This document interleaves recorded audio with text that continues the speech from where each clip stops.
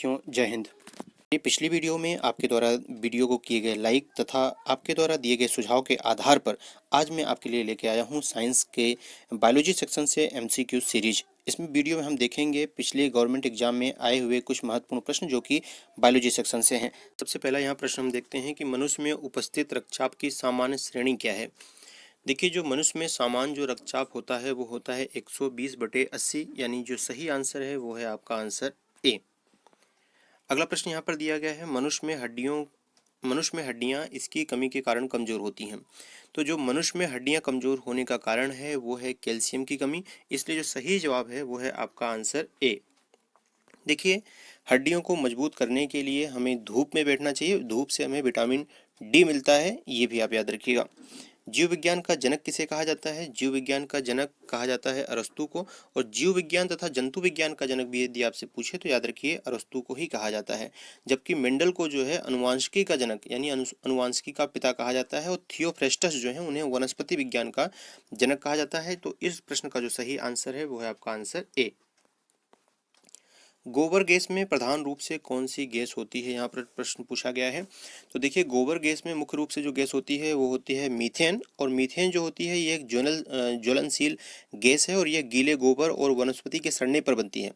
और इसका हम देखें तो ये जो प्रश्न का जो सही जवाब है, इसलिए जो सही आंसर है वो है आपका बी, यानी कि मीथेन। इस इन पोषक तत्वों में से कौन सा दूध में मौजूद नहीं होता या उपस्थित नहीं होता।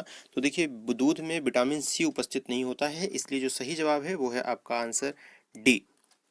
और दूध में जो शर्करा पाई जाती है वो पाई जाती है लैक्टोज, और दूध में लैक्टिक अम्ल पाया जाता है, ये भी आप याद रखिएगा। एमपीएसआई में ये प्रश्न आ चुका है। रक्त के जमने के लिए निम्न में से कौन सा विटामिन जरूरी होता है। तो देखिए, रक्त में के जमने के लिए यानी रक्त का थक्का बनाने के लिए कौन सा विटामिन जरूरी होता है। तो विटामिन के।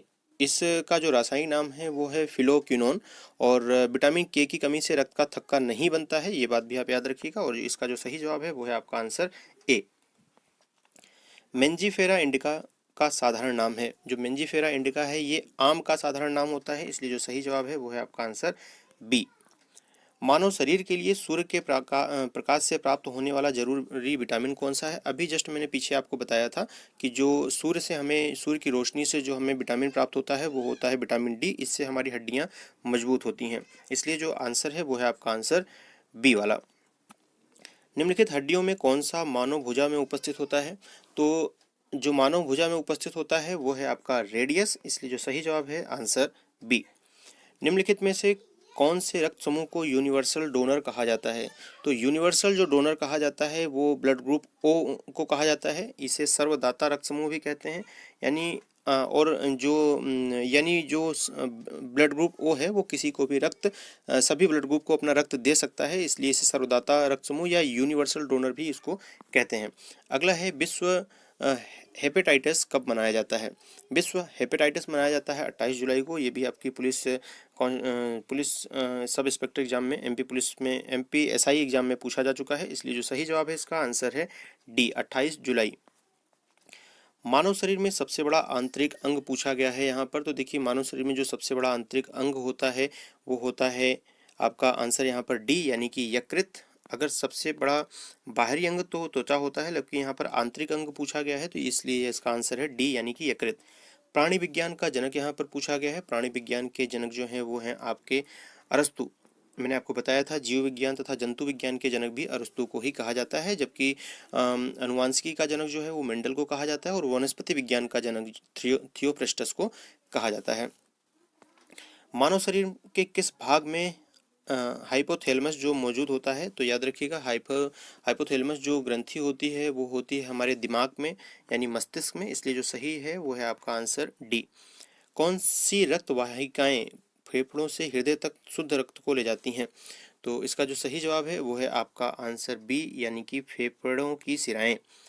आरएच फैक्टर शब्द को हम किसके संबंध में सुनते हैं। तो देखिए, आरएच फैक्टर का जो संबंध है वो रक्त आधान से है, यानी आंसर बी इसका सही है।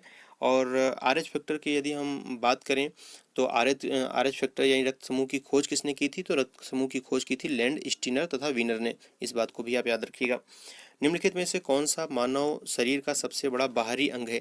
अभी मैंने जस्ट इसके पहले एक प्रश्न आया था एग्जाम में, जिसे अभी डिस्कस किया था मैंने, कि आंतरिक जो अंग होता है सबसे बड़ा, वो होता है क्या? यकृत। और सबसे बड़ा बाहरी जो अंग होता है मानव शरीर का, वो होता है आपका त्वचा। इसलिए सही आंसर है आपका आंसर बी। अगला प्रश्न यहाँ पर देखते हैं, निम्नलिखित हड्डियों में से कौन सी एक मानव मस्तिष्क से संबंधित है?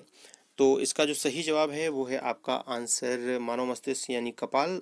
इसका कपाल संबंधित है मानव मस्तिष्क से, इसलिए आपका आंसर ए सही है। कौन सा विटामिन मसूड़ों के रक्त स्त्राव की रोकथाम करता है? देखिए, मसूड़ों से खून आना और उसकी रोकथाम के लिए जो होता है वो होता है एस्कॉर्बिक अम्ल, यानी कि आंसर सी वाला सही है। और कौन सा विटामिन पूछा गया है तो इसके लिए एस्कॉर्बिक अम्ल सही है इसका। अगले प्रश्न की ओर हम बढ़ते हैं, दूध में किस प्रकार की चीनी पाई जाती है? तो दूध में जो पाई जाती है वो पाई जाती है दुग्ध शर्करा। इसलिए जो सही आंसर है वो है आपका आंसर बी। देखिए, फलों में जो होता है दुग्ध शर्करा, यानी जिसको हम लैक्टोज भी कहते हैं, और फलों में जो होता है वो मिठास होती है फ्रक्टोज के कारण, और दूध में जो मिठास होती है वो लैक्टोज के कारण होती है। उसकी दुग्ध शर्करा को ही लैक्टोज कहा जाता है। और दूध में लैक्टिक अम्ल भी पाया जाता है।